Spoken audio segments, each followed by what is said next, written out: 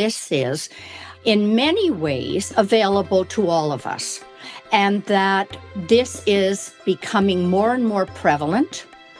And this is where we are all going to be going in this Aquarian age. So within this next 2,000-year period, we are looking at telepathy, clairaudience, clairvoyance, and clairsentience as being the norm.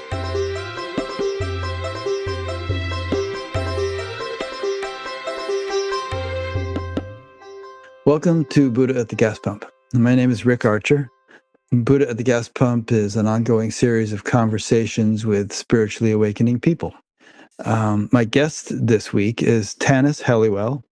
Tanis has seen higher realms and spoken with masters, angels, and elementals since childhood. And by elementals, we mean things like leprechauns, brownies, pixies, goblins, trolls, elves, tree devas, and more. She walks in many worlds. She has led tours in this world to sacred sites for 2 decades and was a management consultant working for over 30 years. And in 2000, she founded the International Institute for Transformation, specializing in spiritual transformation. A true mystic who has worked with masters in higher realms since childhood, her gift is assisting others to develop a soul-infused personal life in harmony with spiritual laws. Her knowledge and understanding of other worlds and spiritual realms can be found in some of her most popular books.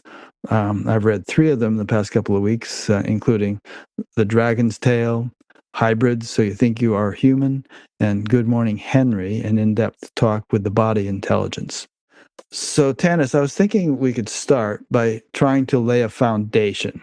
Because, some people are going to hear leprechauns, brownies, pixies, goblins, trolls, and elves, and tree devas and think, oh, what happened to Rick? Did he go nuts?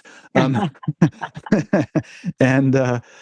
so I'm going to ask you some questions that will enable us to put all this in context and perhaps make it easier for people to understand how such things could exist and why an understanding of them might be relevant to someone who aspires to self-realization, for instance. So maybe you could start by just explaining the multidimensional nature of the universe. Oh, well. Do we want the one-line version or the 2-hour version here? Somewhere in between. Okay. Most of us here are looking at this 3-dimensional reality, but it is a hologram. So enlightened beings from all over the world have always said we are a dream within a dream. This is a dream being dreamt by God. So what I see is, yes, here we are, but we know scientifically that we're 99.9% ether. But people don't see us as ether, Rick. We see ourselves as physical reality. So in other words, we don't actually see reality anyway. We don't. So in my way of looking at it, this is a kindergarten for all of us to learn how to become conscious creators. So I don't want to put it down and underestimate its value. However, there are many different realms, and we are now moving to the astral realm, a realm of higher frequency than we meaning humanity. Humanity and the earth and all beings on the earth, actually. But we're moving up now to a higher frequency. And in this other frequency, in this astral world, there are many, as Jesus said, in my house there are many mansions.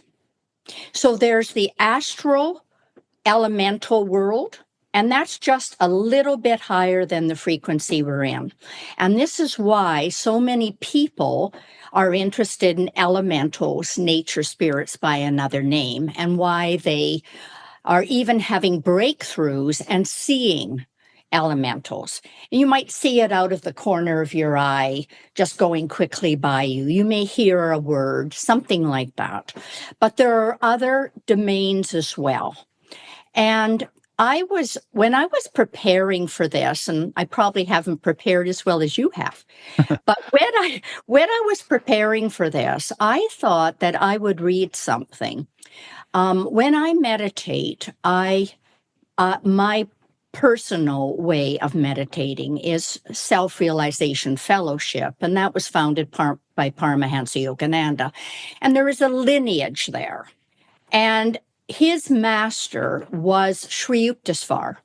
And after Sri Yukteswar physically died, he appeared to Paramahansa Yogananda, and this is in the Autobiography of a Yogi. And Yogananda was able to physically hold him for 2 hours and ask him, "What are you doing now?" And Sri Yukteswar said, and I'm going to read this, the exact words, if I can find the exact words. He said, "I'm in a higher astral universe." And he says, the ordinary astral universe is peopled with millions of astral beings who have come more or less recently from the earth, and also with myriads of fairies, mermaids, fishes, animals, goblins, gnomes, demigods, and spirits, all residing in different astral planets in accordance with karmic qualifications. And when he said this, he said there are people who will need to know about this in the future. So write it in your book. So this seems to be my life work. For many years, I wrote about elementals, but I have seen other beings for a long, long time, ever since I was born, actually. So it's almost as if in myself, it has unwrapped itself, and that I started with elementals and then went on to some of these other beings who are also working with humanity. So when you see elementals and have seen them throughout your life, is it like it would be for me seeing birds on the tree and squirrels on the ground and things like that? Are they that obvious, or is it somehow more ethereal or vague or almost imaginary in some respect? Well, I see it with my third eye. Okay. So so it's helpful for me. It's like a radio station, and I just tune it to a different station. So right now I'm with you, but I can tune it to a different station. And it is extremely easy, just like someone turning a dial. Can you be on two stations at once? Could you be walking down the street or talking to me and seeing me or seeing the street and yet seeing like subtle beings? Almost. For example, say there was a third person in our conversation here, and I'm having a conversation with you, but there's some important question that person is wanting to ask. I will pick up what that question is. So for me, it's not just seeing, it's also hearing. Mhm. Okay. So different senses.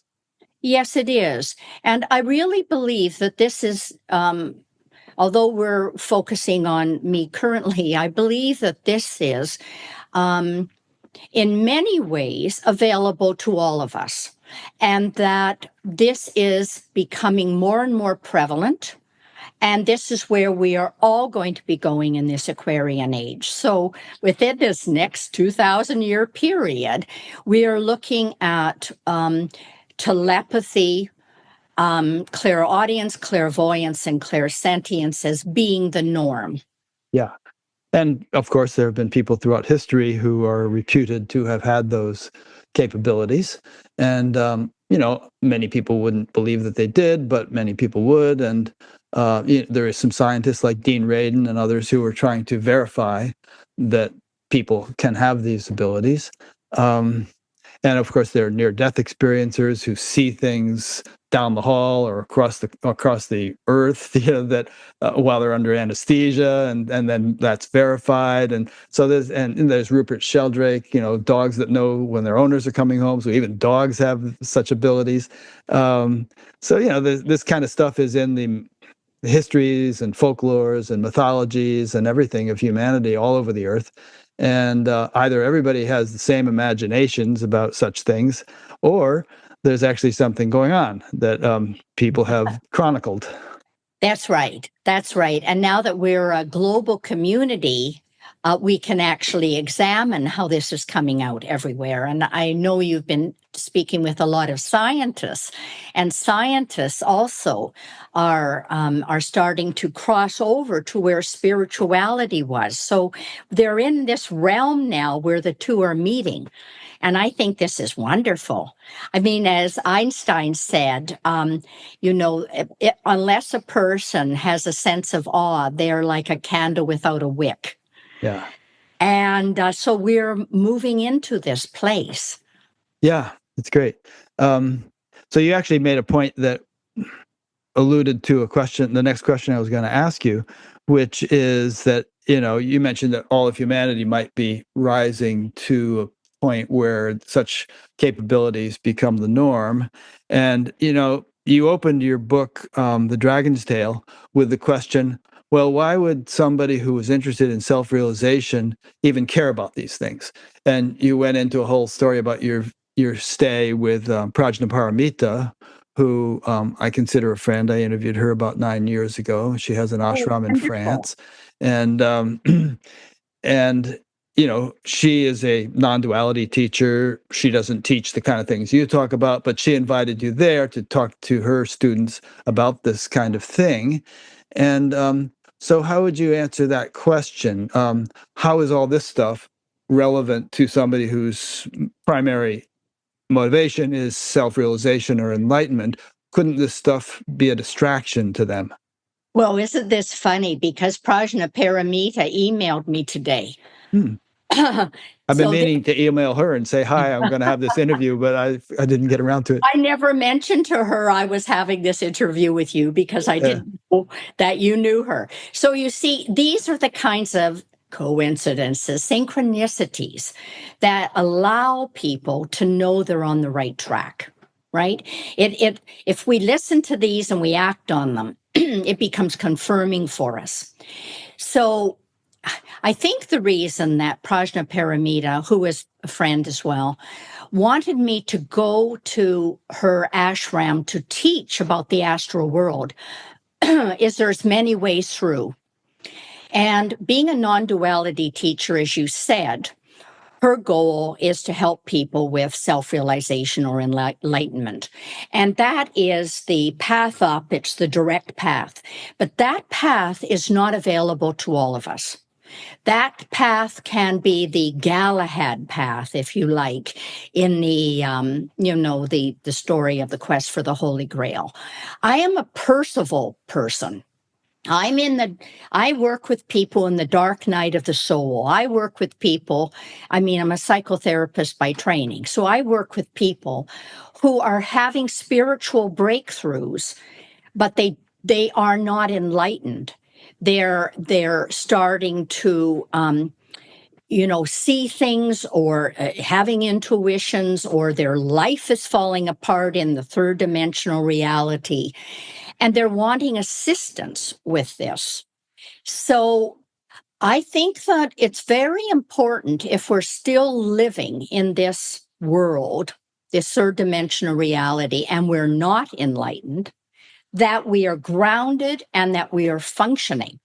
And so in order to do that, we need to be able to work our way through these various realms and still stay grounded and functioning and know how to make a Zoom call and pay our bills and drive our car.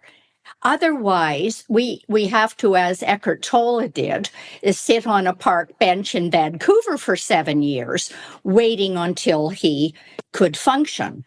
But there's no time for that now, Rick. we're going through this massive transformation, this quantum leap currently. So we who are here are pioneers to bridge the two worlds, the Piscean and the Aquarian. So so I'm not fully in the Aquarian. I'm a bridge. And so my talent, if you like, is to help people find the linkages as they go up through these various realms. Yeah. Um, Did that answer your question? sure, but I have more. But wait, there's more. Good. um, yeah. So the word enlightenment, I always have to qualify it if I use it or anyone uses it, because it kind of implies an endpoint, and I don't think there is an endpoint for anybody. In I fact, agree. one of my favorite quotes is from Saint Teresa of Avila. She said, "It appears that the Lord Himself is on the journey." Um, and so, if God is, then certainly Yogananda and Babaji and Prajnaparamita and you and I and everybody else are moving along up some endless spiritual spectrum, if you will. And We are on the same page. I believe God is evolving as well. yeah, And that our evolution is part of his evolution. And the more that we grow, the more he or she or it grows. yeah, that's well put. In fact, some would say, Vedanta would say, that there's nothing but God or Brahman. And so if we are evolving, then in some respect, God must be evolving. I'm absolutely convinced of this same thing. Yeah.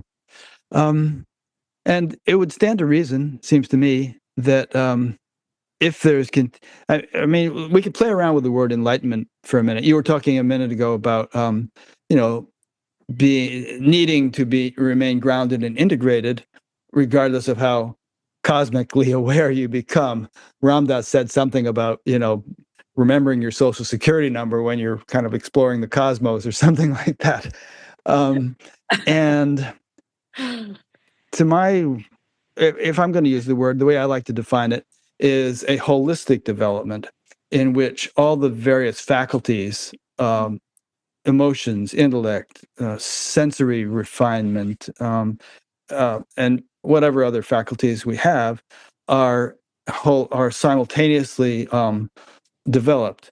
Not that Ken Wilber talks about lines of development, and he talks about how consciousness, the consciousness line, can get way out of whack with some of the other lines. So a person could seem to have highly evolved consciousness and yet be emotionally stunted and perhaps behaviorally abusive and so on. So, I kind of like that holistic. And if enlightenment is a holistic development, then at some point it's going to include the subtle sensory capabilities that you talk about and write about. Yes, well, this for me, what you're describing, to evolve all aspects of ourself simultaneously, is what I think is the Percival path. And it's much more integrated. Um, However, who knows what our destiny is? Right? Some people, as you mentioned, could be enlightened, and I won't dispute that, but they may be emotionally very stunted. Yeah. In which And case, I don't want to use the word enlightenment. Let's not belittle yeah, that word. but let's just say that they have had a breakthrough in consciousness where they actually know. I like that word know. They actually know. So it's not a theoretical idea that this is an illusionary world, that they actually have a breakthrough in consciousness of knowing and living and being that. Um, right now, I'm not enlightened. Prajnaparamita says there's only the thinnest veil between enlightenment and where I am, but that's very kind of her. But I'm not enlightened. Um, but this idea for me of um, of progressing through the steps is quite important because this is just what incarnation we have. And even after we finish this incarnation, I believe we have to go through astral incarnations and then causal incarnations. And in the astral, we do need to work on our emotional state and make sure that we can neutralize negative emotions and move towards positive ones.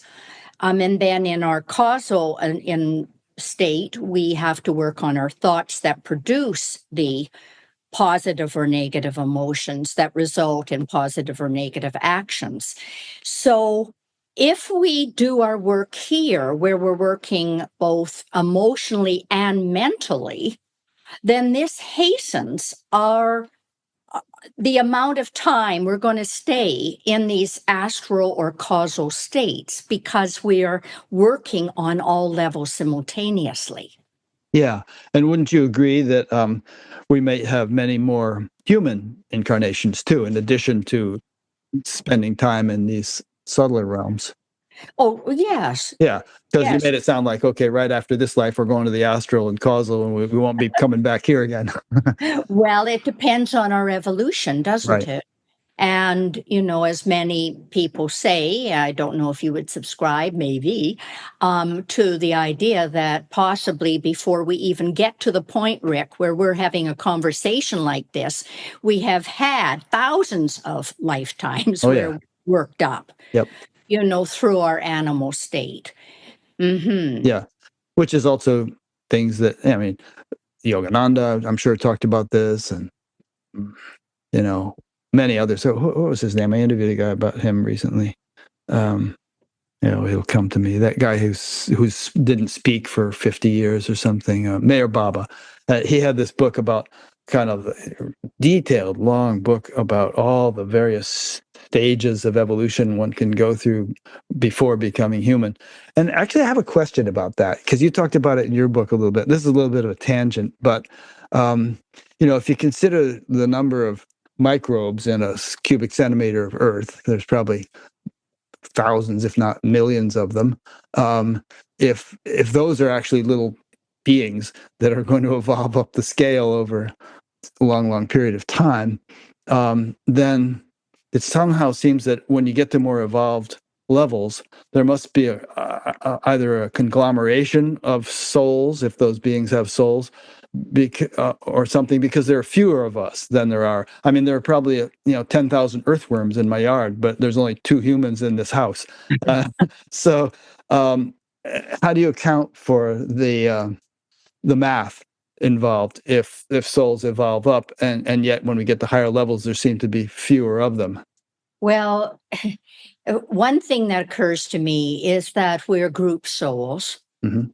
That there are group souls at lower levels of evolution. So And we that, humans are, or like a beehive is a group soul. yeah, we individualize. I see. So that at some point there's more individualization that occurs. Mhm. So that maybe at lower levels of evolution, there are more groups evolving. But then another part of me, because I'm kind of a both and person rather than an either or person, Yeah.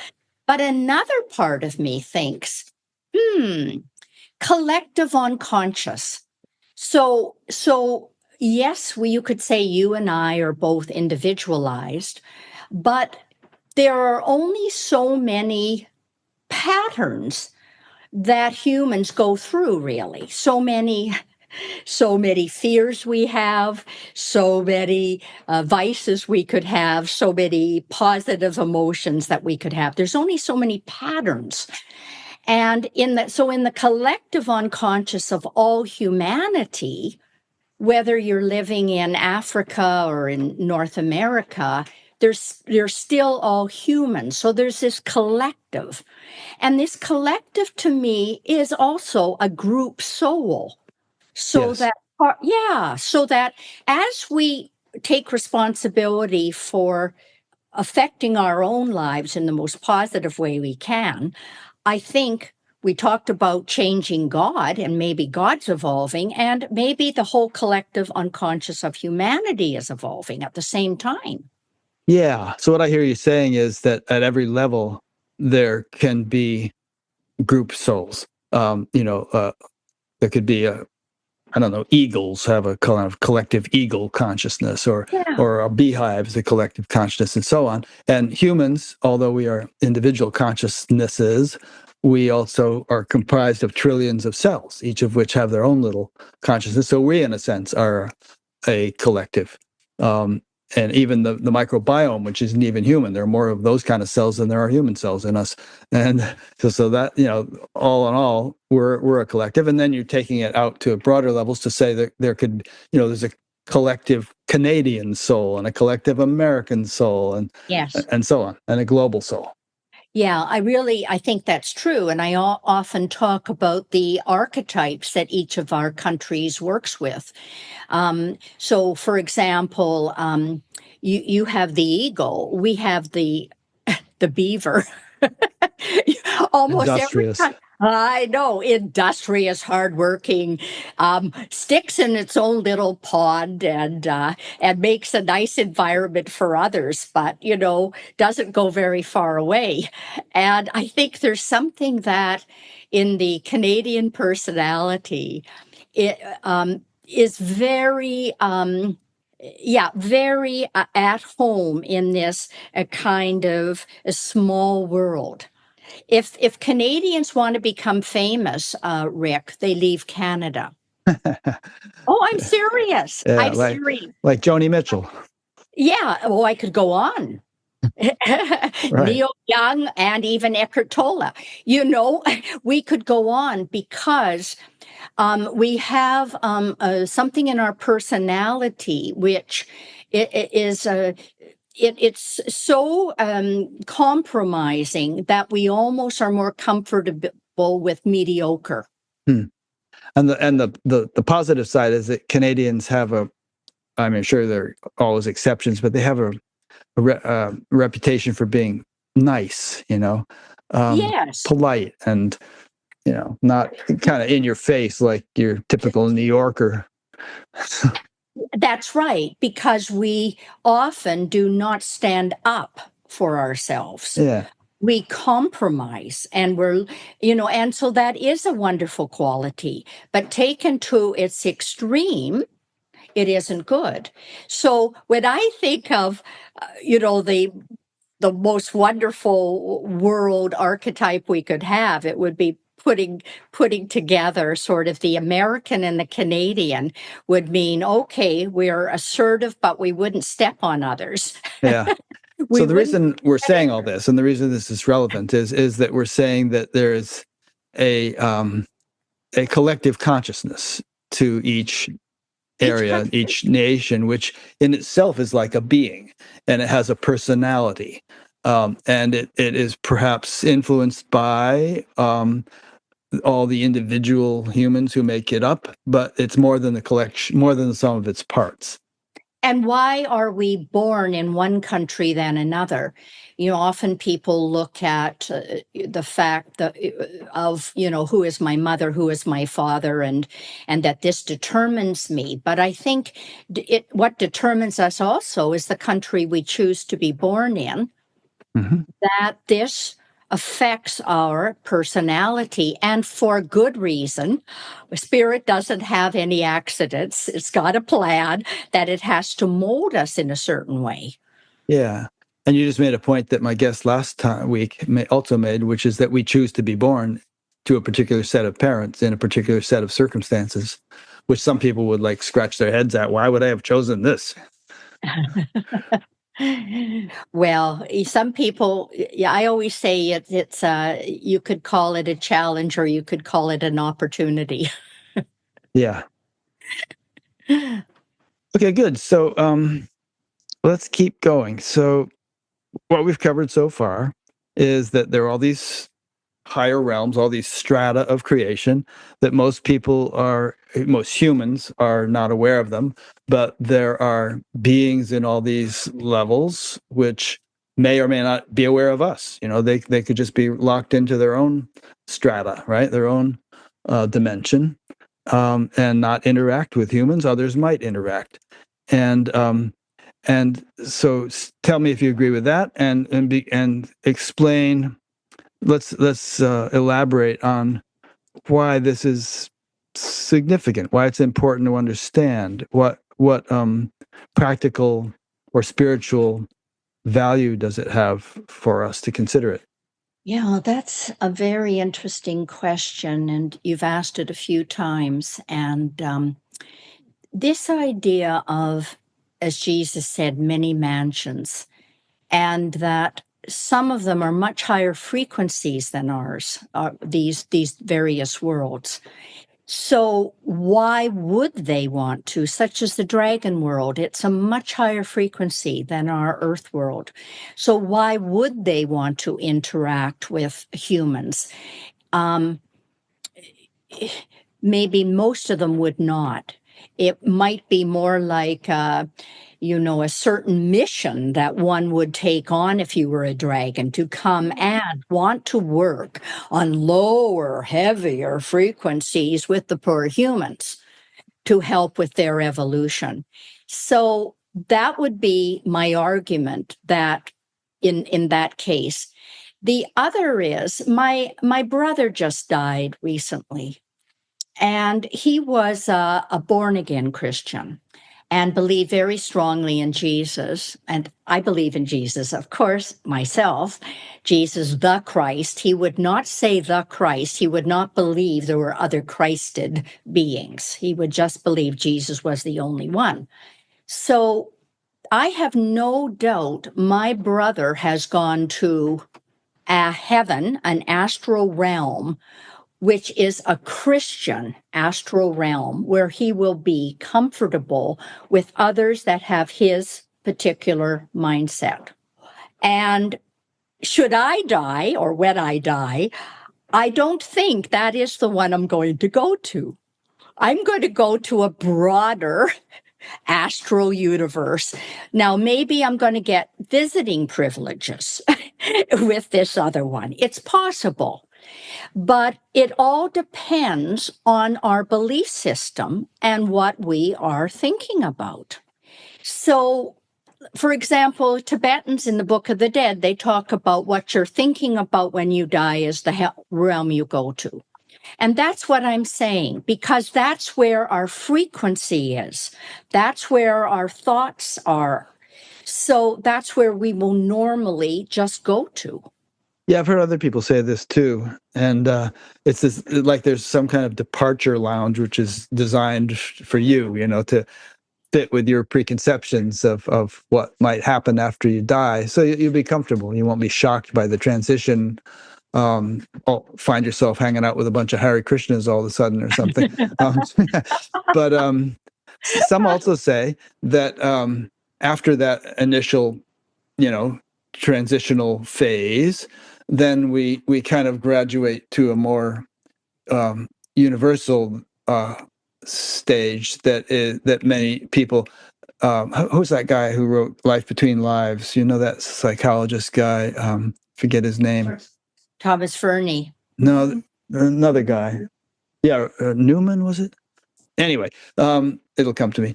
But that he was a hypnotist, and he was hypnotizing people, and I think at some point he was doing past life hypnosis and stuff, and he began to find that people were going to between lives, and so he began to specialize in that, and Michael Newton, and so he began to specialize in that, hypnotizing people to go to the between life phase, and he did hundreds of them. And he found a remarkable consistency between what they all reported, and what they experience, what the setup is, who you meet, and then how you prepare for your next life. It's called Life Between Lives by Michael Newton, and I know another one by Thomas Fernie, actually. Yeah, similar idea, maybe. Yeah. I think it all has to do with frequencies, mm-hmm. and that who we are here and what our main resting frequency is where we're going to go. Now, there can be variety of all the different frequencies that are comfortable for us in that in-between time. But it's unlikely that if we're a murderer here, when we're between lives, all of a sudden we're going to be a saint. Right. Might have some stuff to work out. Yeah, we may have. Yes. Yeah. So I think it's more like that. Yeah. Mm. Okay. And it's interesting as we're having this discussion, and I've had many such discussions, both on Batgap and in my life in general, I always think like, okay, how do we really know this? We've acquired this belief. I haven't personally experienced any of this. Maybe you have in some third eye way, but somehow it just feels intuitively right to me. And maybe it's because I've read so many books and talked to so many people, but there seems to be a rather common agreement about what we're talking about here, at least within a certain type of Mm. person. So it's just interesting to consider, how do we know what we know? Have we all just made up a nice fantasy that makes us feel good, or are we all intuiting some kind of more universal Mm. reality? Yeah. And when you first started doing this, Rick, I mean, how many years now have you been doing Buddha at the Gas Well, I've Pump? been doing this for 15 years, but I've been meditating since I was 18 and dwelling on such topics. Right. So you have this well developed, inquiring mind, an incredible curiosity, and you just interview people from all different walks of life who are asking similar questions and coming up with different pieces of information. And you're putting all these pieces together in like this pie for yourself. Yeah. So, and this is, and this is wonderful to do that. And and the more pieces you get to it, the more that substantiates or reinforces your belief in the rightness of this. But underneath it all, you have an intuitive sense that of this being right. Yeah. So you've been going fact finding for all these years, but your underneath is your intuition. Mm-hmm. Yeah. So, I yeah. like something that Aldous Huxley said. He said that the greatest innovation of the scientific revolution was the scientific method itself and the development of the idea of the working hypothesis. So to me, everything is a working hypothesis. All the stuff that you say, all the stuff that anybody says, I think, well, interesting hypothesis. Now let's explore it. What kind of evidence can we find for it? And Oprah Winfrey once asked Eckhart Tolle, what do you believe? And he said, nothing in particular, because Yeah. belief is kind of a irrelevant word. We're talking Yeah. about experiential verification of these things. Yeah. And because I was born seeing and hearing what other people were thinking or seeing these other things, I've had to come at it a different way. I've had to come at it because I kept all this secret for a long time. I'm talking about decades and decades of keeping these things secret and functioning in the real world as like a management consultant or a psychotherapist. So I've come at it from looking for others and other facts to substantiate what is happening to me. Right. Like, do other people see it? And who are they? And, how did they get there? And that kind of thing. Yeah. Do you know that guy from Findhorn? What's his name? I've interviewed him. It's not coming to me, but he's been seeing this stuff all of his life. And of course, a lot of people have. Yes, they have. And it doesn't mean they've talked about it all their lives because there can also be so many traumas that we've carried from other lives about where we're killed for having these particular things or practicing it or talking about it. Yeah. Hmm. Can be burned as a witch like 500 years ago if you talked about this stuff. Yeah, absolutely. And my mother actually, we're Irish, and my mother had these kinds of things. But I grew up in a hardware store, very practical, very concrete. And my mother never talked about any of this. And yet I would witness like a customer coming in, and she would say, "Oh, you want a foil roasting pad?" And the customer would say, "Well, how did you know?" and I'd see my mother backtrack and say, "Oh, I was dusting them. I must have had it on my mind." Interesting. And she'd cover her tracks. Yeah. Yeah. David Spangler, that's the guy I was just thinking of from, Yes. yeah. Lorien, the Lorien Foundation. Right. Yeah. So it's kind of coming back to your earlier point about, we'll evolve as a society. Hopefully, and you said 2,000 years. Hopefully, a lot of it will be a lot sooner than 2,000 years. But we'll evolve as a society to the point where this kind of thing becomes the norm. And it's interesting to consider how quickly norms can change. I mean, if you think of what things were like in the 1850s, for instance, and what we understood to be possible, compared with what we now take for granted with our airplanes and cell phones and moon landings and all the other things, norms can change dramatically, and people just get accustomed to them. Yeah, I think that truth evolves.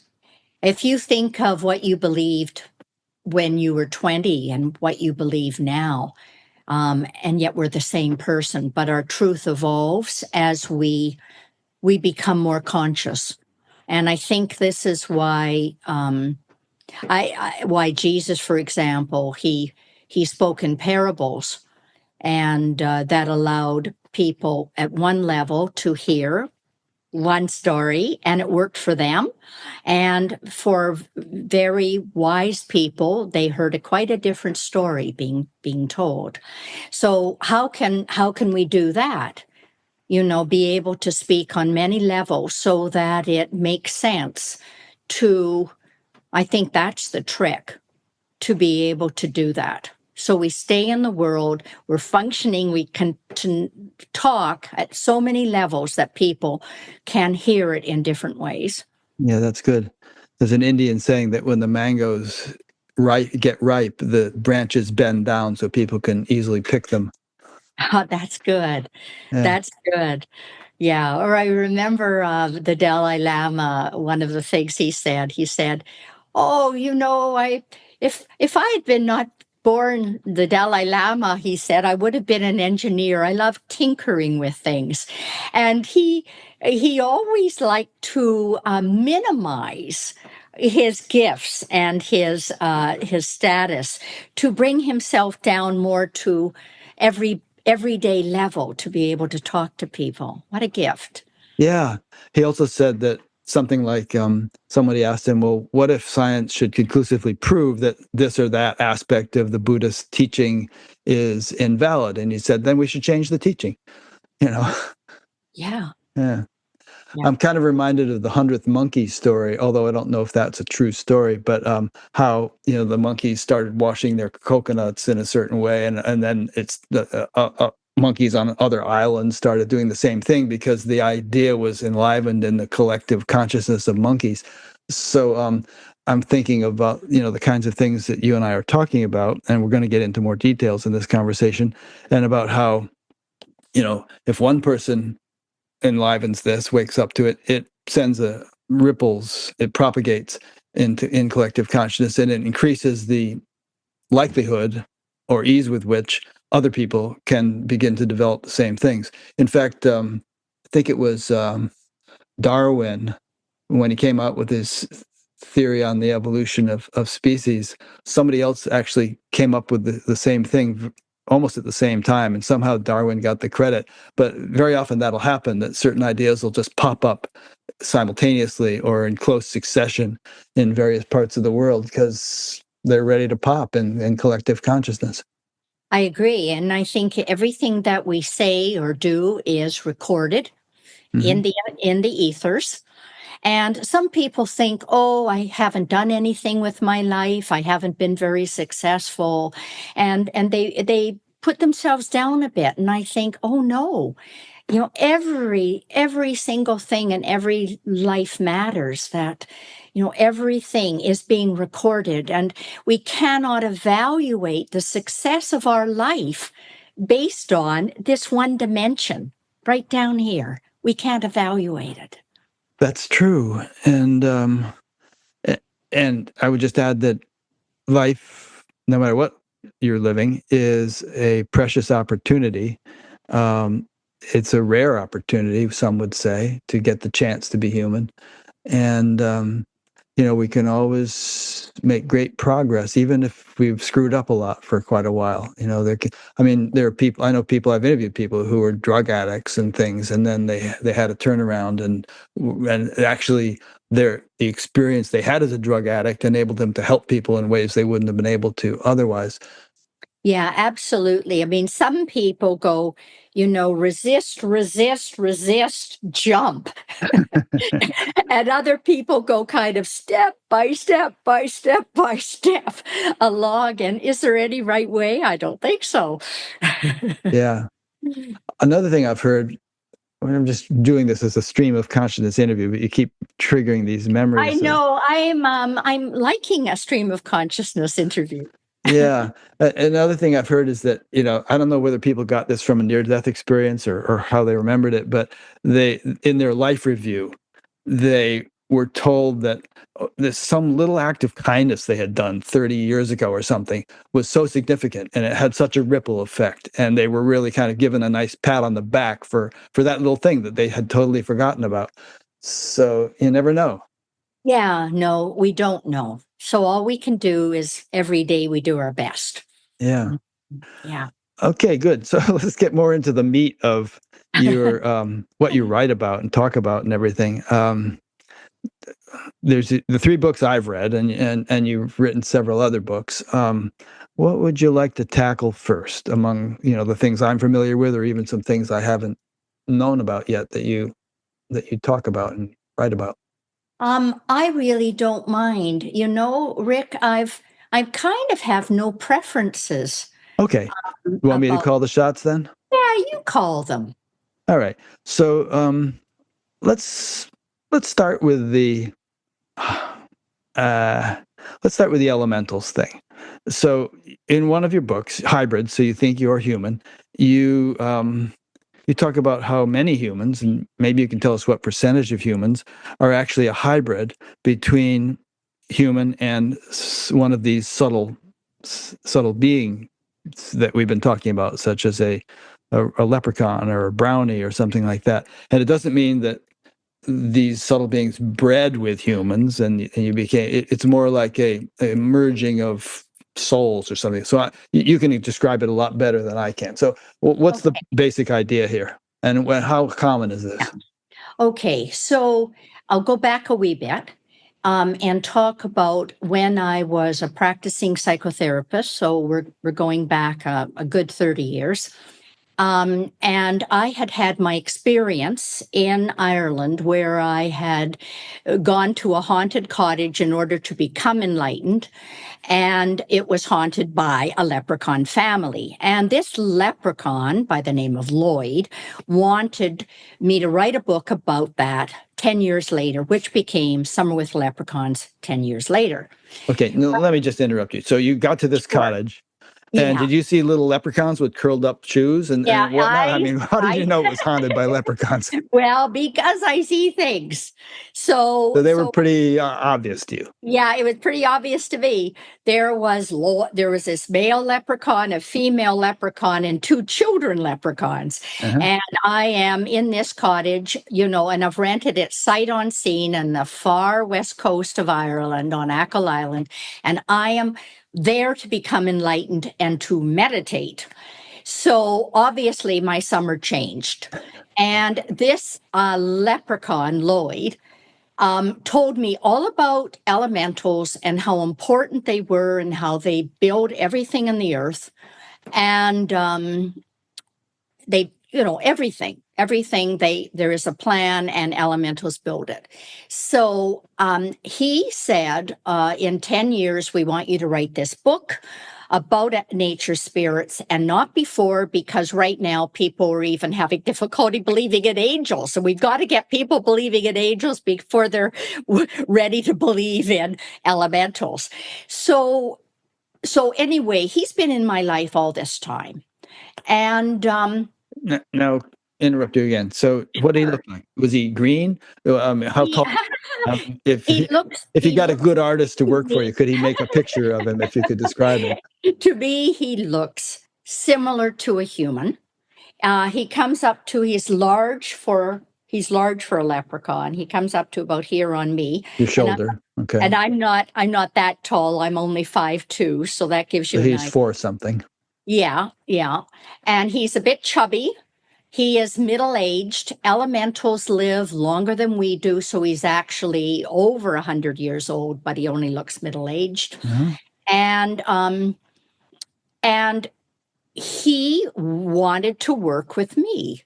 And so when And you see him, when you saw him, or even you still do see him, yeah, is it like kind of an ethereal form that you can see through, or does he look as solid as if there was a little guy in a leprechaun suit there? no, it's as I said earlier. I can look through this eye, or I can look through these I eyes. see. So if I'm looking through my third eye, then, and sometimes I can shut my eyes and do it. Sometimes I don't have to do it. And then I see and I hear. We have more than two eyes. We have a clairvoyance. We have more than two ears. We have also clairaudience, so we have more than two ears, and we've got in our hearts another, way of knowing if people are nice or if people are really not so great. We have another way of knowing it in our heart. And so these senses have always been quite open for me. Yeah. So, and I'm only saying that I see Lloyd in a human-like way. Now, in his realm, mostly when I go to the elemental realm, they all look semi-human, although they all have idiosyncrasies, okay? So I became well aware of all these different elementals, and we could talk about maybe 10 different kinds of elementals, brownies and pixies and goblins and trolls and elves. And how each one of these kinds of elementals has a particular function in the elemental world. Do they all cohabit the same realm Yeah, and they mingle with do. each other, or so they don't each have their own little realm? No, they cohabit in their elemental world. They cohabit, Okay. but they are more like in various castes. So, like a leprechaun would know what a leprechaun was going to do and would marry a leprechaun kind of thing. So they've all got their own unique functions. So I became aware of this and wrote a couple of books on it. Meanwhile, I'm a psychotherapist. Now, people started to come to me, and I realized, oh my, these people are not fully human. They have partial elemental ancestry. And I started to notice unique kinds of qualities that they would have as elementals. And I didn't have a card saying specializing in elemental psychotherapy, right? But when I started working with them and broached this topic, this was of interest to them. Now, so what happened was, after a while, I started to notice that I was attracting in my workshops, just in my life, because I do a lot of different teaching in different places, that I was attracting people who had various hybrid ancestry. So I was started teaching a workshop called Hybrid. So you think you're human. And so you knew this or suspected it because I knew you were it. so familiar with these elementals and what their characteristics, and you Yeah. saw that various people embodied those characteristics. Yeah, absolutely. And that's when, and as I said to you earlier, I see things and I know things, and then I look for proof. Right. So then some people who were studying with me said, "You've got to write a book about this." So I said, "Okay." So then I started looking for myths around the world that talked about dragons, for example. Our myths around the world that talked about dolphins being people of the sea and the consciousness they had, or myths around the world talking about mermaids and merpeople.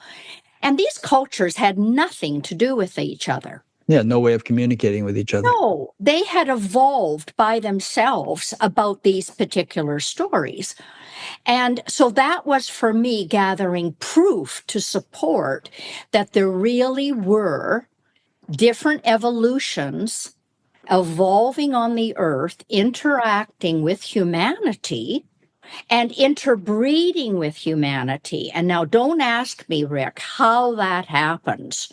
I was right? just going to ask you. You just get I know. well, I mean, I'm wondering, was there actual sexual intercourse, or is it some kind of a soul merging thing? Soul. Okay.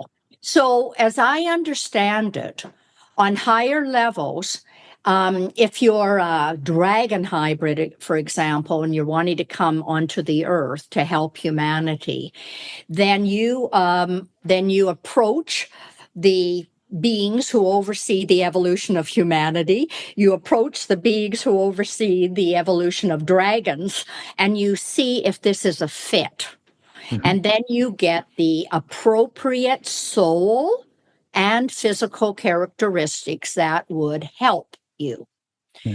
So, so this has almost been 30 years that I have seen and worked with that, but I only wrote the book, I think, in 2015. After I had checked it, rechecked it, and rechecked it as many ways that I could. Because, I believe if we put out false information into the world, into the ethers, that we are creating a karmic mistake, a really bad error.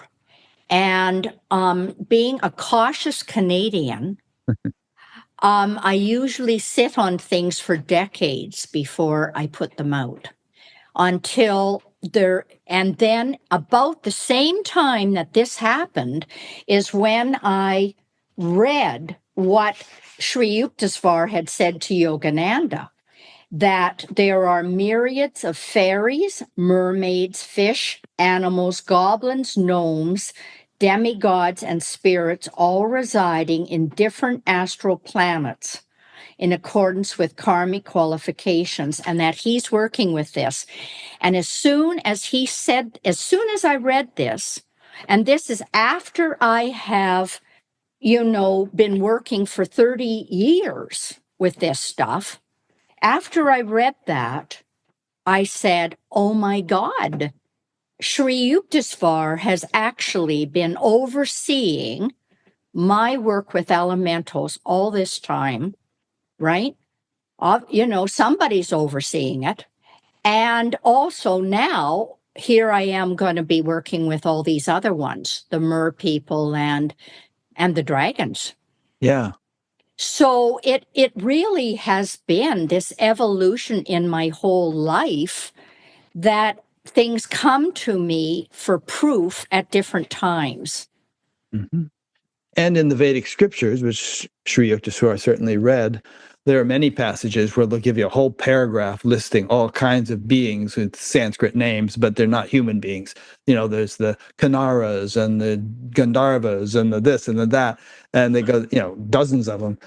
So that culture is very familiar with the kind of thing you're telling us here. Yeah, and a lot of those would be demigods. Right. I like you. I've been a meditator since I was about 21 years old, and it came from a near-death experience. Where I was actually offered a choice hanging by my neck from a rope tow when I was skiing. Ooh. Yeah, I was hanging and no one shut off the power. Yikes. And how they say all time stops, it did. I had no fear, absolutely none. And I saw two options. I saw I could go, I could leave. But I saw if I went that path, my parents would be devastated. Yeah. And then I saw this other path, and it said very clearly, you'll have to put in time till you're 28 years old, because you won't be able to start your real work till then. And then I was given the choice, stay or go. And I stayed.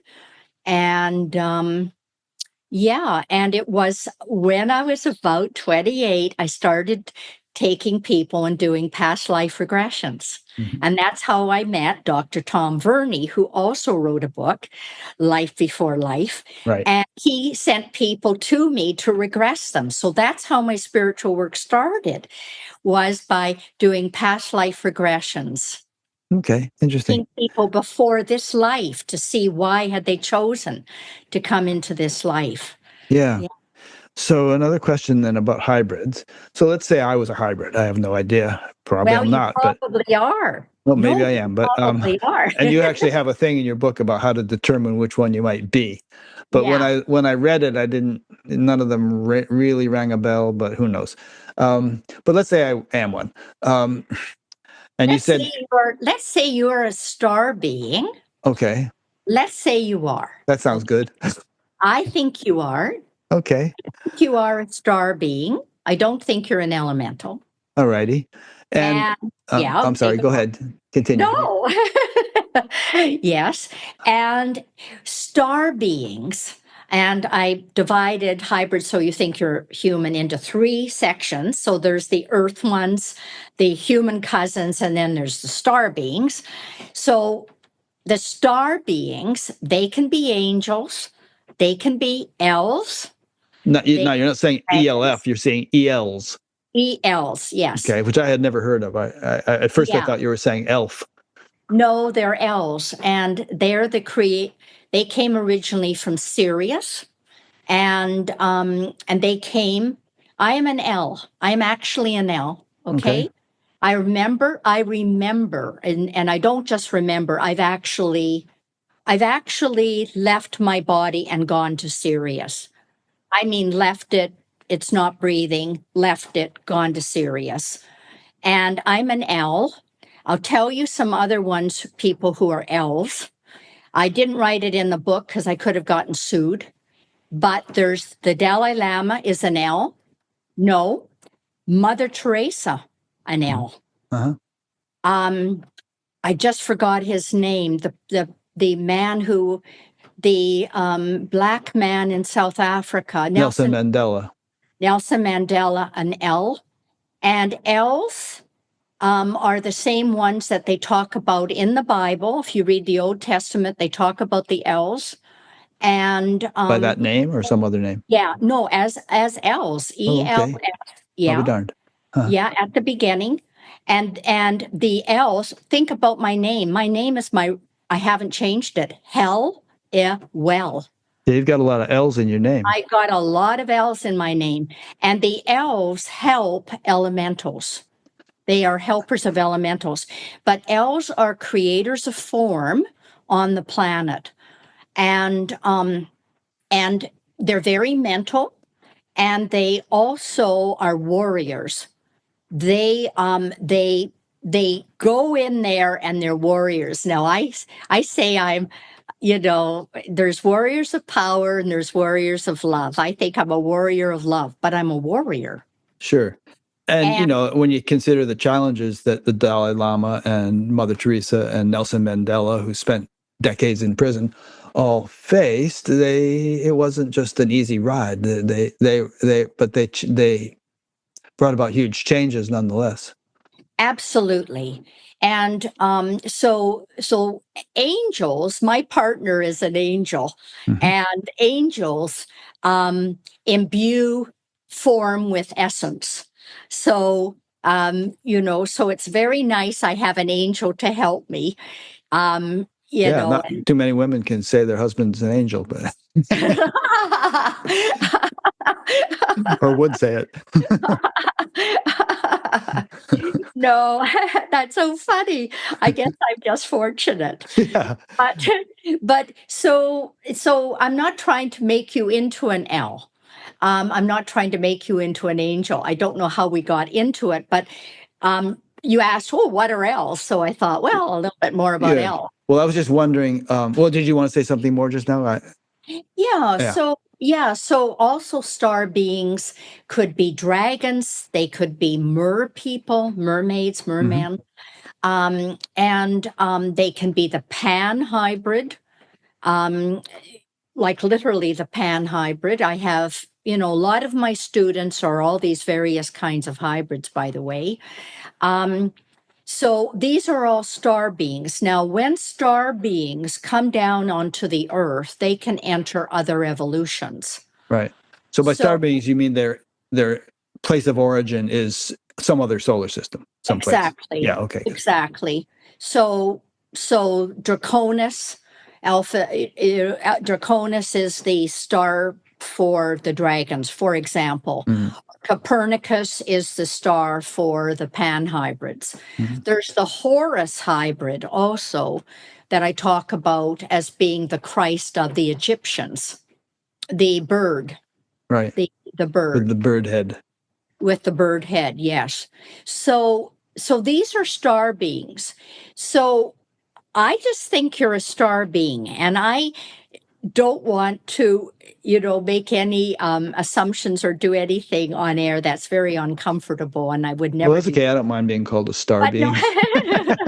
I just, yeah, uh, yeah, and if you think of your work, if you one of the commonalities about star beings is that they're very forward looking.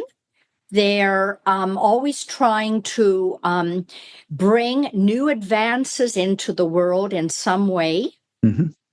And they're pioneers, and they have this sense of wanting to create something good. There's really this impulse to help humanity and to help the earth. Mm. Help the earth is almost as important as helping humanity for star beings. Are any of those qualities yours, would you say, Rick? Pretty much all of them, yeah, and have been most of my life. Didn't start out that way, but once I kind of got my head together a little bit, and got on a spiritual path, that was my incentive. Yeah, yeah. So, and yet when they come down, they could end up entering mer people evolution and or dolphin evolution or something else. Okay, so my understanding is getting a little clearer now as you speak. So, and I'll explain what it is now for the sake of the audience. So, I even forget that we're having an audience. yeah, there's 108 people on at the moment. Oh, Um, that's very nice. I hope they're enjoying our chat. I hope so, and they can send in questions if they want.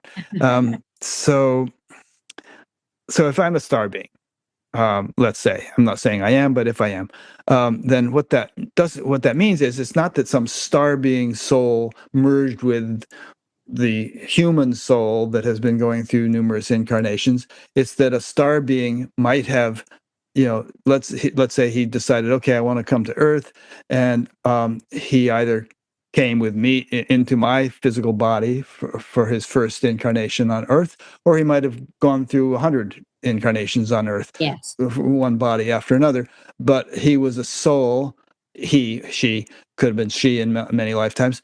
Is a soul that hasn't been on Earth since its formation necessarily, but that kind of is a relative newcomer from some star system. It depends. I remember being here when the Earth was a gas. A Okay, gas. like It was 4 billion gas. years ago or something. Yeah, and I remember with my mind bringing form together. Hmm. It was a gas, and I was mentally bringing form together. Helping to congeal it into, yeah, Yes, yes. And of course, this of course was not the body. It was just the thought. right. Which brings it. So, Oh, I'm sorry. Go ahead. so what I'm saying is, everybody would have a different time when they thought that they entered, Yes. if they were a star being. So it So could I be put, billions of years ago. It could be like, this yeah, lifetime is the first one. yeah, yeah. And for a different reason. There are very evolved beings coming in right now who Hmm. have not had to go through these myriad of incarnations. Yeah. and they're coming in right now. So how wonderful. Yeah. So, what you just said reminded me of something which we alluded to earlier, and that is that I get the impression, and from this conversation and from various people I've talked to and books I've read, that all these elementals are instrumental in the orchestration of pretty much everything in the universe and on our planet, which would include, the formation of the planet and or the formation of the sun for that matter, and plant life and animal life and all kinds of things. It's not just dumb matter. Everything is orchestrated by divine intelligence, but divine intelligence has its specific impulses Hmm. or agents or helpers or whatever that are really nothing other than divine intelligence essentially, but that play specific roles. Yeah. Yeah. And I don't know. I focus on elementals on the earth and the Mhm. earth evolution and that kind of thing. So I can't speak to the elemental forces on in other Right. solar systems or universes. I can't speak to that. Hmm. But undoubtedly they are there, I would say. And these days with our the Webb telescope and also the Kepler telescope, I think it is, that we now realize that there are planets orbiting virtually every star. So there are more stars than there are grains of sand on all the beaches in the world, and therefore there are probably about more planets than that even, and if even 1% of them are inhabited by intelligent life, there are Yeah. trillions of intelligent planets out there. Yeah, incredible, and how little we see and how little we know. And yet, we each of us, don't we, have to focus on the job we've been given. Yep. Yeah, that's all that each of us can do is focus on the job we've been given. What's that saying? Think globally, act locally. Yeah, yeah. Um, Okay, so you have alluded to, how we're entering into a really interesting phase, possibly for the next 2,000 years, and I have a good friend. He's kind of well known on the internet. I won't mention him, but he became very depressed after the last election, and he had actually, well, I won't go into too much detail, but I haven't had a chance to talk to him since he told me that, but I think I'm going to encourage him to broaden his focus, uh, because you know there really is a kind of a divine orchestration of things, and things appearing to get darker could actually mean the dawn is getting closer. That saying, it's always darkest before the dawn. And so with all the investigation you've done and the beings you've communicated with and all that, do you have any sense of what's coming and what the possible timeline might be? Are we talking about some significant changes within our lifetime, or are we talking about it's going to be 1,000 years from now before things really get a lot nicer, or what?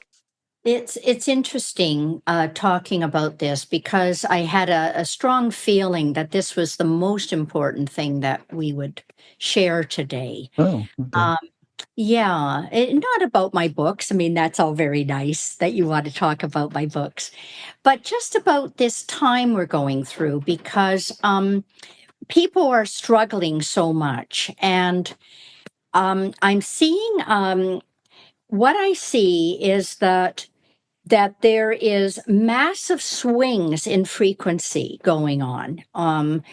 And it used to be that our frequency on the earth was relatively stable, with humans being able to agree that these are the ideas and the morals and the ethics that we ascribe to, and having some sort of peace, although there was always little hot spots, but some sort of peace.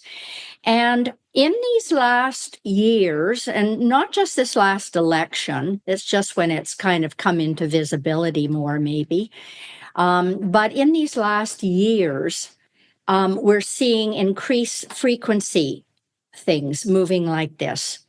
So there will be, the best of times, and oh yes, we're going to go into the Aquarian age, and the worst of times, oh no, this is the Armageddon that we've all heard about. Charles Dickens, A Tale of Two Cities. Yeah, that's right.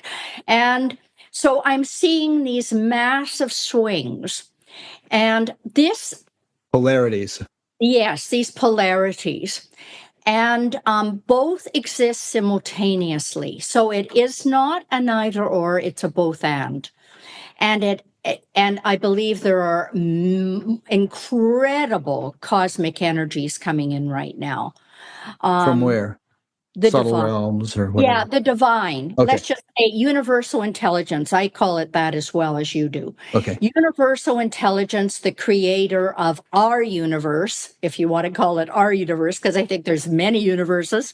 So the creator of our universe, this massive, that this is the timing. This is the timing where our entire solar system, not just the Earth, is going through a rise in frequency. It's a quantum leap. But in order for that to happen, because each of us, as you alluded to it before, Rick, each of us is a cell in the body of the whole. So we've got all these cells in each of our bodies, but each of us is a cell in the body of the Earth. So whatever is happening to the Earth is happening to us individually. So there's no separation from the cosmos to the solar system to the Earth to us. It's all happening simultaneously, this quantum leap. However, and this is the problem that's going on, is because we are now moving to a higher frequency, which is this astral frequency, where we are going to be able to be clairvoyant, clairaudient, clairsentient, and to become conscious creators on this planet and guardians of this planet. That is our destiny in this 2,000 years.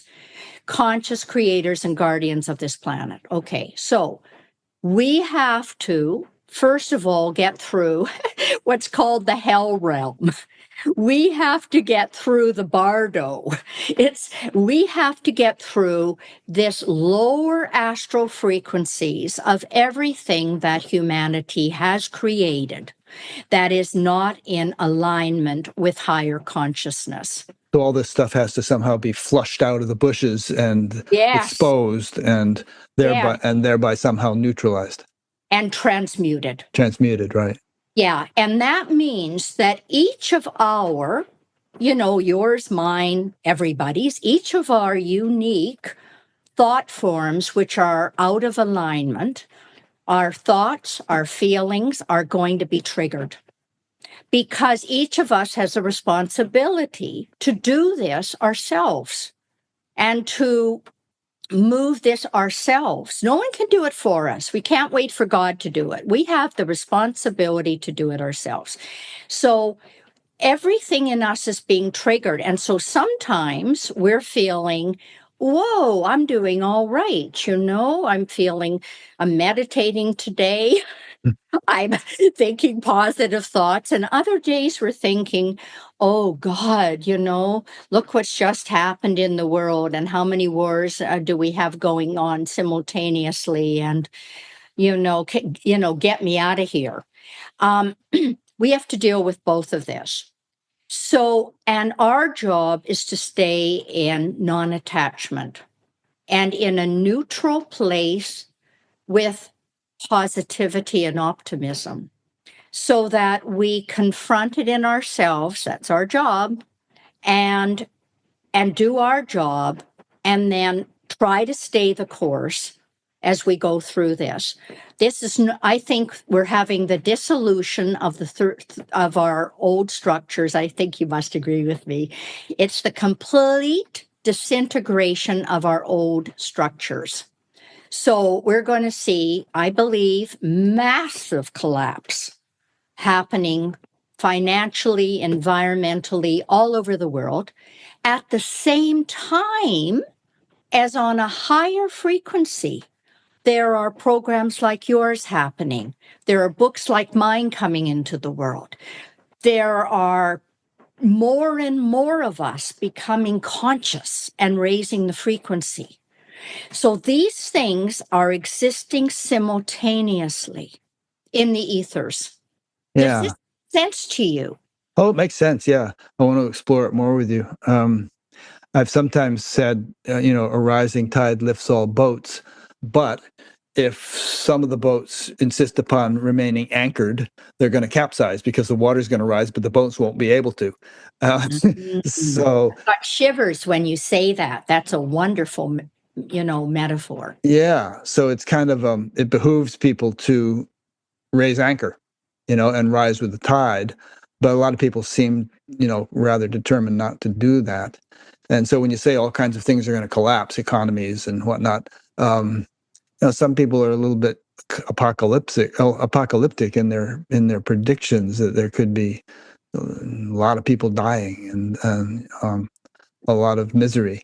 And I've always thought, not always, but I've often thought that the spiritual teachers who've been coming to the world, like Yogananda and some of his Mm. people who came after him, foresaw this kind of change coming and wanted to just do as much as they could to make it a smoother transition than it otherwise would be. Yeah, I think so too. And all we can do, us little people, is to plant seeds. Yeah. That's what I think. All we're doing here is with your work, with mine, with so many wonderful people that you have the privilege of speaking to. We can plant seeds, and some of these seeds will grow in others. It may grow immediately, and it may grow in 3 decades when the pain gets so great. I, I, I often think the pain, unless the pain gets big enough, great enough, we will not change. Yeah, I mean, they say with alcoholics, they often have to hit bottom before they're willing Yeah, to get help. And yeah. it's a shame that it has to be that way because, there's a lot of suffering involved in an alcoholic hitting bottom, and there would be a lot of suffering involved in the world hitting bottom in terms of everything having to collapse and all that.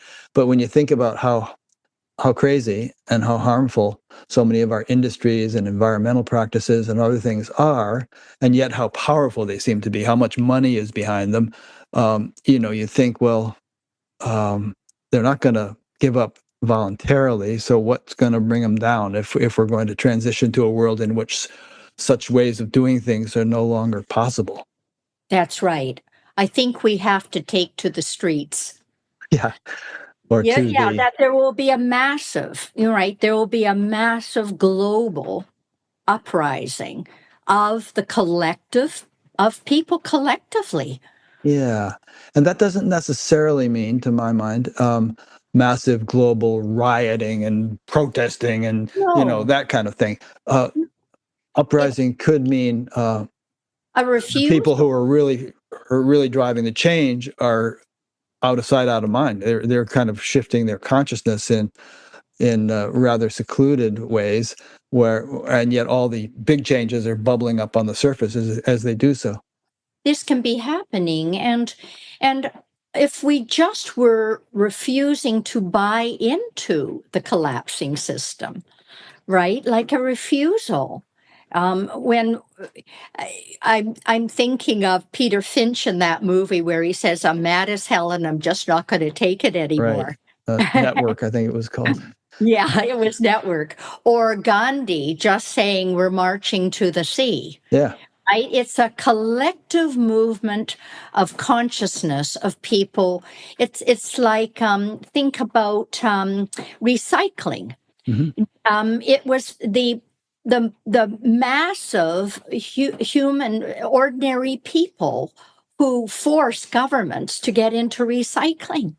Yeah. Unfortunately, a lot of governments ship all the garbage to Africa, and who get paid to take it, and they just dump it, and it flows into the ocean.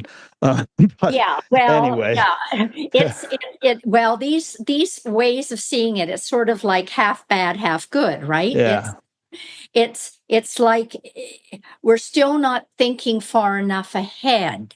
We're only dealing with this. We're not making decisions based on, as First Nations people have always said, seven Seven generations. generations. Yeah. Yeah, and this is going to shift as well.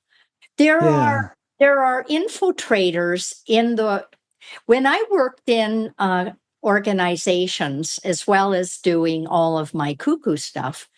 I worked for our IBM. I worked for forest companies. I was a faculty member for the Banff Center for Leadership for 22 years.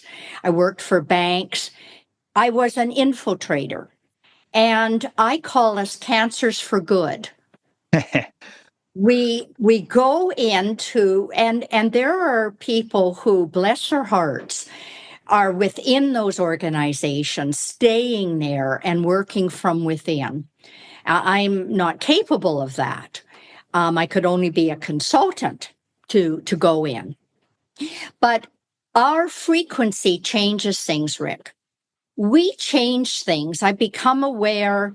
It's not my words, it's my frequency. People get anywhere near me and they start going through changes. Mm. And I bet it's the same with you. They get near you and they start going through changes. It's our frequency. And so as people think, oh, well, I have to do something radical like lead a protest movement or something. They only have to change themselves. Yeah. Who was it? Gandhi who said, be the change you want to see in the world? That's right. Yeah. It's because everybody has a certain frequency. And when we are optimistic and we keep to positive thoughts of love and compassion and forgiveness and tolerance and good humor and all these wonderful qualities, our frequency rises. And it doesn't mean we're a Pollyanna, that we are totally, unable to see what is going on in this other part. Yeah. Now, we started this discussion by talking about all the inhabitants of the astral and higher realms. And, we touched upon the point that some of them might be concerned with human affairs and some not. But, in the last few minutes, we've just been talking as though it were humans alone who are affecting the kinds of changes that we expect to see coming. But to what extent do you think that the involvement of these subtler beings is a catalyst for these changes? Well, the book I wrote, The Dragon's Tale, which only came out this year, is about how dragons are returning to the earth, especially a great cosmic dragon, in order to help birth the earth into consciousness. Mm-hmm. And how these energies, the dragons are beings of all four elements: earth, air, fire, and water. They're an integrated being, and they're using their kundalini energy, their fire, in order to catalyze us individually and also collectively. So I find this very optimistic. And as they said, they've been here before. It's just that we didn't want to hear about them before. We were busy wanting to kill them. St. George and the Dragon. Right. Christianity wanted to do away with any of those stories. So I'm very optimistic about the wonderful beings who are here right now helping us. Yeah, so the dragons are kind of like what you were. They're consultants. They get called in when there's a need in a particular place. You make it sound like, if there's some great dragon, and we might want to elaborate on what dragons actually are, that has come to help facilitate the changes that the Earth is undergoing. He might be kind of like a traveling doctor who has gone to various other planets when they're ready for his help. Yes, well, that's what the dragons were telling me when I went to the dragon world, that is exactly what their function is to help with the birth of into consciousness and into higher consciousness of races. and solar systems even. Yeah. So you said it was Babaji who encouraged you to write a book about dragons, and I think you might have said that Babaji himself was a dragon, but not in a dragon form necessarily, appearing in a human form. So maybe you could elaborate on that. And since we're mentioning dragons, just with the assumption that people know what we're talking about, I think we do need to elaborate a bit, because everybody has, their idea of what dragons are, and that might be a bit of a stretch if we don't explain it in greater detail. Okay, for those folks who may have just come on, we were speaking about 22 different races of beings who have been involved with the evolution of the earth. And one of these races is the dragon race. And that dragons, if we're talking about elementals, which are gnomes and goblins and whatever, being here's the earth in frequency, here's the elemental world just a little higher, here's the race of the mer people, mermaids and mermen, they're in a higher astral consciousness. And if you go up here to a very high astral consciousness, really a causal world of thought, going right into this borderline causal world of thought, you have the dragon frequency, the dragon world. Huh. And so all these myriad worlds of exist in different frequencies. And the dragons in their dragon world, when I write the dragon's tale, I have it divided into two parts. The first part is that a dragon coming to the earth to talk about their evolution of the earth and humanity. And then the second part is me going to the dragon world to see what it's like to be there. Now, as you said, it was Mahavatar Babaji who asked me to write this book. And he is on the same lineage as Paramahansa Yogananda and Sri Yukteswar. So it's Christ, Krishna, Mahavatar Babaji, Lahiri Messiah, Sri Yukteswar, and Paramahansa Yogananda. It is the same lineage. So Mahavatar Babaji, I had never spoken to him before, Rick, and he is the deathless youth of the Himalayas that works with high initiates. And I had meditated. It's the lineage I meditate with. I had meditated, and he had tapped me on the head many, many times, but no communication.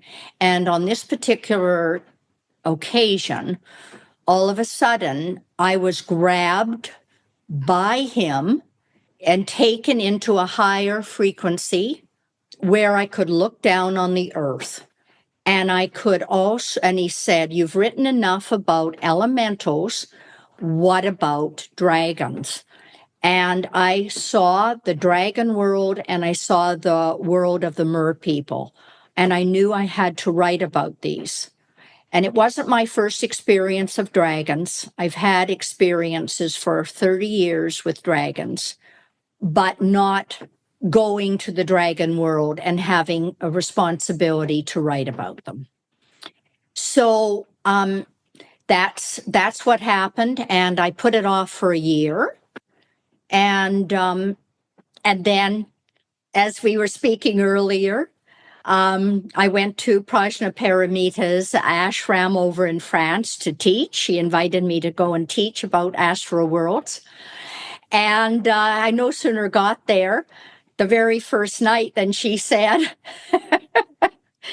Tanis, we had, and she didn't know anything about this dragon stuff that I'm telling you about, right? She didn't know I'd been told to write this book about dragons or any of this. And she said, Tanis, a dragon has come and landed in our forest, and I've been keeping everybody else away, but I think you have to go and talk to it. And it was the dragon from the dragon world who had wanted to speak with me and was getting impatient with me going there. How did she know it was there? because they had been doing some fire ceremonies with pandits from India. And these pandits had come, and one of their people had said that there has a black dragon had landed in their forest. Okay. Huh. Yeah, interesting, eh? Yeah. Yeah. And these dragons, they actually look like the kinds of dragons that are depicted in the folklore, right? I mean, they have wings and they breathe fire sometimes, and they have scales and big teeth and They the whole do. deal. They have the whole deal. They Yeah. look, but that's the way I see them, okay? Because we all see things through our own filter, Rick. So that's what I want to make clear to people. I see things through my own filters, and I'm not going to negate somebody else's way of seeing. Yeah, that's interesting. I mean, could it be that our cultural conditioning has created filters which causes someone like you to see these things in a certain way that are actually quite unlike the way they would see themselves, that are very different, than they might actually appear um, to other dragons or to other beings. But there are stories like this in science fiction and all, where someone appears like a human, but they're really some kind of totally different being in a human guise. Mm-hmm. Like was it Contact? No, it's that one with the old people and the Cocoon. Remember that movie? Oh, yes. Yeah, where there were Yes. these Oh, light that was beings, but scary. they were in human bodies and so on. Um, Uh-huh. could it be like that? That It could be yeah. like when I see Christ, for example, I see Christ as a sparkling light, Hmm. a tremendously sparkling light. Like, remember those sparklers you Right. get? On how Fourth Only of July. massive, massive. Yeah. Yeah. So that is the way. I don't see Christ on the cross or Jesus on the cross or in the manger. I see that. Hmm. So I think we see also, depending on in which dimension we're looking at the time. Yeah. Yeah. Okay, good. So you said that this topic of the changes that the world will be undergoing might be one of our main purposes in this conversation. What more can we say about that we haven't said? Well, getting back to your friend and how you're going to see if you can have a Cheer them up. conversation. Yeah. Yeah. Just to put it in terms of both and, I find that that is extremely helpful for people, that they don't get into either or, because that's the duality of the old illusionary world we're leaving, is the either or, and the both and encompasses it both, and encompasses it on many different dimensions, what reality is.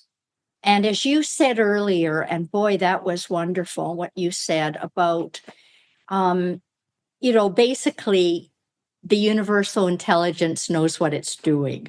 Yeah. And yes, like, how can we down here think that we know better what the universal intelligence is doing? Yeah, there's a saying in the Vedic literature that Brahman is the eater of everything, and Brahman is the totality, right? It's like there's nothing outside of Brahman, everything is contained within it. And by that phrase, I think they mean that all the various diversities and polarities and paradoxes and forces and whatnot, they're all harmoniously contained within this totality. And of course, most people don't own the totality. They're kind of fragmented. They're off on one or another spoke on the wheel. And so to them, there's so many things that seem to be in conflict with their particular orientation, you know. But if one could really become the totality, then you subsume everything, you contain everything, and you're able to harmonize differences within your awareness. Yeah. Yeah. So just having faith in the process, I think, and to have faith that we're at the right place at the right time, we're the right gender, we're the right age, we're in the right country. There's not an accident, and that our life has meaning, and to fully embrace what we've been given, whatever opportunities there are, whatever challenges there are, that we embrace them. Yeah. Good point. Right place, right time. It's not like accidental that we're in the situation we're in. And I think people alive right now are pioneers in creating this bridge to the new way, and we've got the right faculties to be able to do it. Another thing that came to mind was that we have to get over our fear of death. Mm. This feeling of that death is terrible, as opposed to that we're eternally alive. It's just a change of state. And that make sense to people theoretically, but we have to work through our fears. All of our fears are all at the end. They are related to death. Yeah. What I found helpful in culturing that perspective is just long before I started BatGap, reading near-death experience books. You read a bunch of those, and I've interviewed so many people now who've had near-death experiences. You just, after a while, it becomes kind of an ingrained assumption or knowledge that the death of the physical body is a relatively minor matter in the big scheme of your life and your evolution. Yeah, very, very much so. And if people could even separate out the two things, one being death, where some people will say, well, actually, I'm okay if I just wake up, I just die 1 second and I'm awake the next. But also this idea of pain, and that it's maybe not going to be that pleasant. Right. And here we have to have faith that, once again, the kind of death that we experience, we're up for. I think we're set up to succeed in what our life purpose is, not to fail.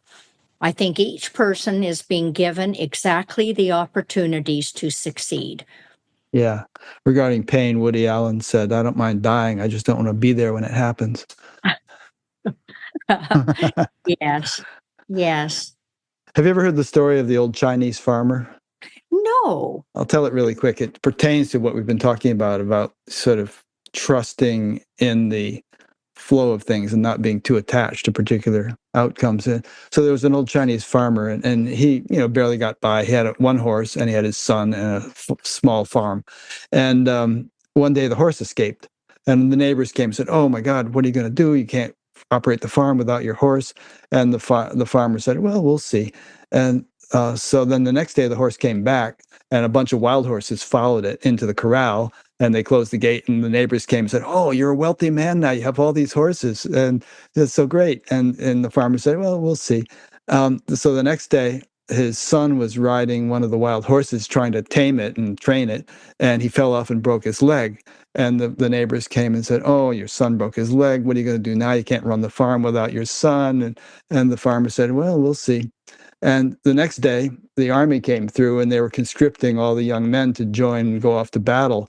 And, there you go. I mean, he couldn't go because he had a broken leg.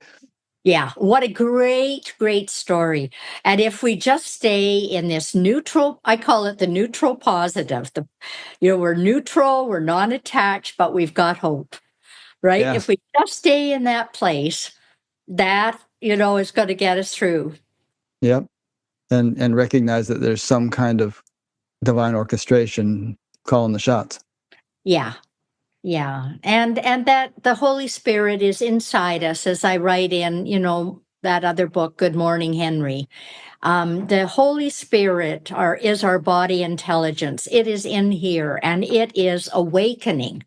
It's awakening every cell in our body. Yep. That's happening. Yeah. A couple of questions came in. Let's ask them. So this one is from Matthew McCartan in Uxbridge, Ontario. He says, could you say something about the importance of the relationship of the birth of the higher self and the simultaneous birth of intuitive gifts? I have learned that this is critical to perceive the hidden creative dimensions of reality and the only way past our common problems. Intuition is a high spiritual gift.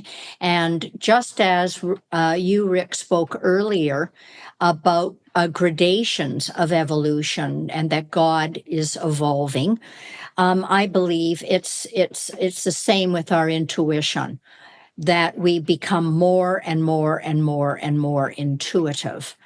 After a certain point, it's a kind of knowing that happens. And knowing is quicker than any kind of mental process of going back and forth looking for reasons or concrete evidence or anything. It's just a knowing. Okay, good. The next question is also from Matthew McCartan in Uxbridge, Ontario. He says, could you also comment on the importance of Rudolf Steiner? I feel Rick's show has not connected with the importance of this spiritual teacher, too often associated with theosophy, but only in error. Well, interesting he mentions this because in one of my books, Summer with the Leprechauns, which was one of my earlier books, the Elementals, Lloyd, talks about meeting Rudolf Steiner, who was the founder of anthroposophy. Now, many, many, many anthroposophists come and study with me. And I find this quite interesting that there is this fractal in my life. You know how if you look at the fractals in your life, you say, oh, this is really quite interesting. Well, I have a fractal which I attract anthroposophists and from all different countries. And I am not an anthroposophist. I believe he was a medium. He was a mystic. He brought so many pioneer forms into the world. He brought biodynamic gardening, which is more organic than organic. He brought the Waldorf systems of education. He brought doctors, a certain kind of healing. He brought a kind of movement, eurythmy. He was to plant seeds in many different disciplines around higher ways of looking at things.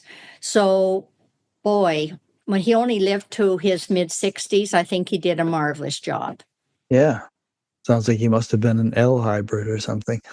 I think he might have been, actually. Yeah.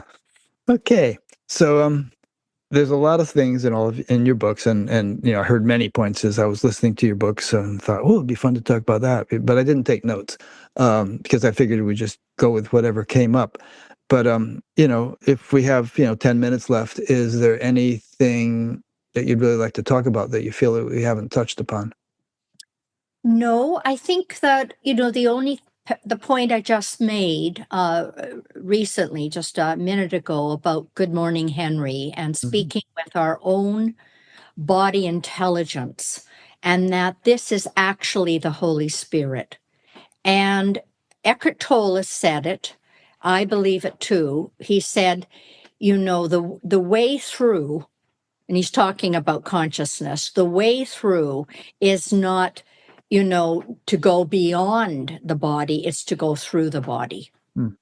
And we've been talking about this. And so there's three aspects to the Holy Trinity. There's the Holy Spirit, which is the Divine Mother, Sophia, which is consciousness in form. That is consciousness in form. It's the active intelligence of the Creator. There's God the Father, which is unseen, unknown, omniscient. And there's God the Son, Christ, Jesus, love. So the first one that most of us is going to encounter, the first one that most of us will encounter is, and the most accessible for us, is the Holy Spirit. And we can call that our conscience. We can call it our higher self. We can call it our deep knowing. It's the spirit in giving us our feeling of rightness, our moral compass. Do you have anything to say about that, Rick?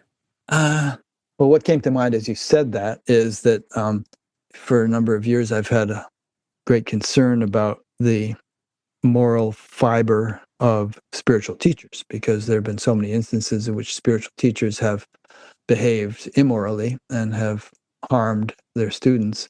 And it has puzzled me, because you figure that, I mean, you associate saintliness with enlightenment or higher consciousness, but there are so many well-known spiritual teachers who've, behaved like bad, naughty high school boys in their behavior, not uh, world teachers.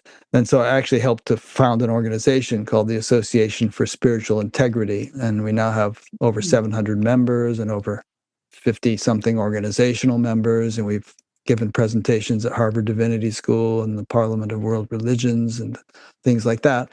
I just feel like greater appreciation of ethics is sorely lacking, is sorely needed in the contemporary spiritual world, because as we've been speaking about, the beautiful changes that humanity might undergo, if spirituality is the most fundamental engine behind those changes, then teachers who behave egregiously with their students are sabotaging the whole enterprise. And it's really, it has implications far beyond the harm that they're doing to themselves and their students. Yeah. Oh, yes. I think that's wonderful what you're talking about. And I didn't know you had formed this organization. Yeah, And I'll send you a link to it. I'd like to join it. Good. And you should put a little note right out here in your little chat box so other people can know about it, because I think that's very important. And as I said earlier, sometimes I sit on ideas for decades before I release them into the world, because it's not just what I do with my sexuality, which is important, although, people can look at my sexuality and not find that I'm sleeping with any of my students, but which is good. But also, it's Well, you aren't, but a lot of teachers are. no, I know, but I'm just saying, I'm Yeah. just speaking, Irish humor, right? Okay.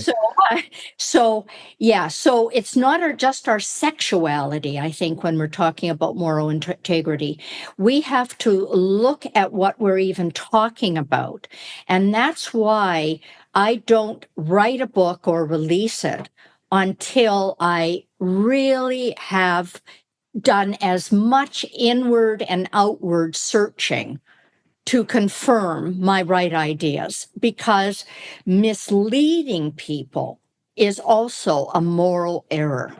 Yeah, that's very good. Very important.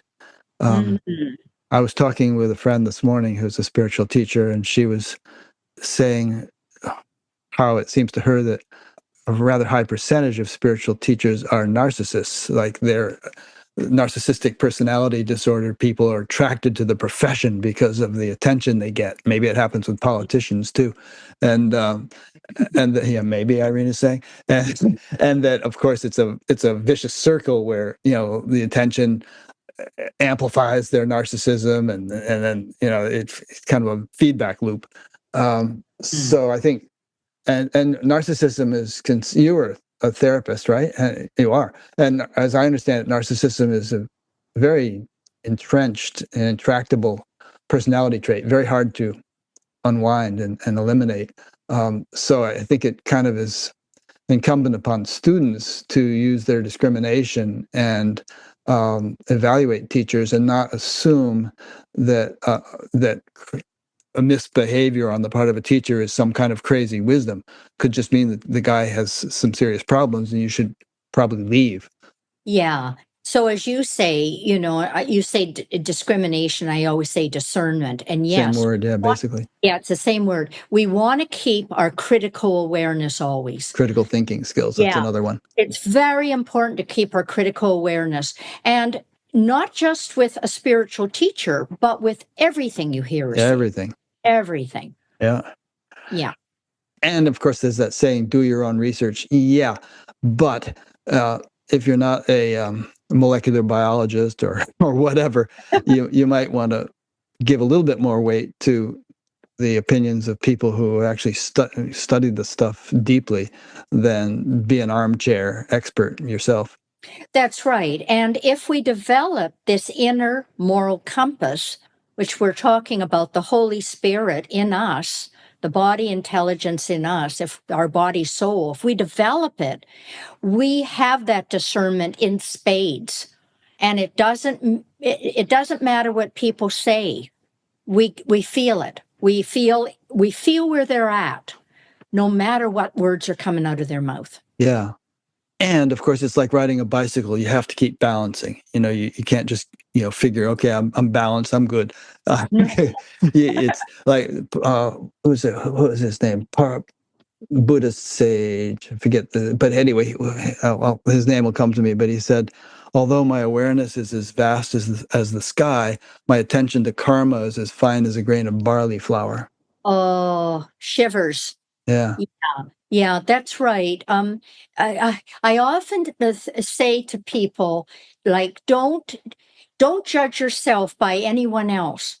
Only you know when you are off, right? And only you have the responsibility to get yourself back in. Some other person may not even know it. Yeah. But you know it. And at a certain point, like when we haven't developed our frequency so much, I guess, maybe we haven't had so many lives, we are allowed many more errors. But the more that we are, becoming more spiritual, more committed, more dedicated, being given more gifts, more responsibility, it has to be like this. So we can't judge ourselves or think anything is permitted, oh, they can do it, why not me? Oh no, we may be on a very tight rein of what we're allowed. That's a very good point. Carlos Castaneda's teacher, Don Juan, said, he used the word warrior to refer to a spiritual aspirant. He said, a warrior has time only for his impeccability. Yeah. Yeah, that's right. It's this moral compass, the impeccability. It's being and ultimately when we die, that is who judges us. We judge ourselves. Yeah. We see everything, and we know everything where we made an error and everything where well done. Yeah. Well done. Okay. Well done, Wow. Tanis. We've had a great chat, haven't we? Yeah, we have. I've really enjoyed it. I'm sure we could go on for another 2 hours, but I'm not sure the audience would stay with us. No, it is. As you said, it's been freewheeling, and that is. It's been wonderful. Yeah. Just getting to know you. Yeah, and to know you. Thank you so much. I really love this aspect of what I do. It's just meeting wonderful people like you, and building this web of friendships around the world. Yeah, this is the most important thing. You're doing really wonderful, wonderful work. Thank you for your 15 years of committed, dedicated service. Well, thank you for everything you've been doing. We're all in the same team, playing different positions. We're some people are pitchers, some are catchers, some are shortstops, whatever. That's right. Yeah. Some are dogs, Irene says. So we've got a couple of those down here wanting snacks. And we talked earlier about how my partner is an angel hybrid. Now, your wife, your partner. Are you asking me what she is? I don't know. What kind of hybrid are you, Irene? Are you a leprechaun, a brownie, a pixie, a goblin, a troll, an elf, a tree deva, an angel, or pan, or a dragon, or a bee? How do you figure it out? I don't know. We'll have to get you on the phone with Tanis sometime. She can diagnose you. She said she's something weird, that's for sure. Well, that is a common thing with hybrids too, is they always feel that they're a little bit different. Yeah. Yep. Which is a good thing. I mean, it is a good thing. Find out our uniqueness and then work with it. Yeah. All right. right. Well, thanks so much. And thanks to those who've been listening or watching. And so how can people, you'll have a page on Batgap, and I'll put links to your books and your websites on there, and people can get in touch with you through those. And besides your books, what have you got going on? Webinars and... Yeah, I have Visit Magical World starting in January. What's that? January 9th. Well, we're going to be studying 3 of my books over 3 months. We'll be starting with Good Morning Henry, which is about our body intelligence or Holy Spirit in us. Then we're going on to hybrids, so you think you're human, to find out what kind of hybrid those people are. And then we're going to go on to the Dragon's Tail, and people will find out more about the dragon's message and working with dragons. Cool. Those are the 3 books I read, and in that order. And in that order. And the reason we're doing over 3 months with this is to give people a chance to read it.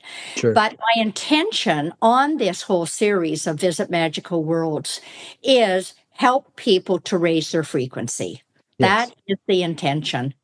Yeah. Okay. And there's all kinds of other things. You've got little courses and meditations and whatnot that one can download. So that's all on your website. All there. Yeah. Yeah. Okay. And so, since people might be watching this 3 years from now, you're talking about January of 2025, but they can just check in on your website and see what's going on then. Yep. I always work in Europe, May and June. So I'll be in 4 different countries, and they can catch me there, or I'll just write another book, or I'll see them in astral realms. Yeah. All right. Well, keep having fun and doing great things. Yeah. And thanks for having me. I really, really loved our chat. Me too. Thank you. And again, thanks to those who've been listening or watching. And if you haven't ever visited the Batgap website, please do that and check out the menus, and you'll find some interesting things there. And there's a PayPal button if you'd like to help support the whole thing. Alrighty.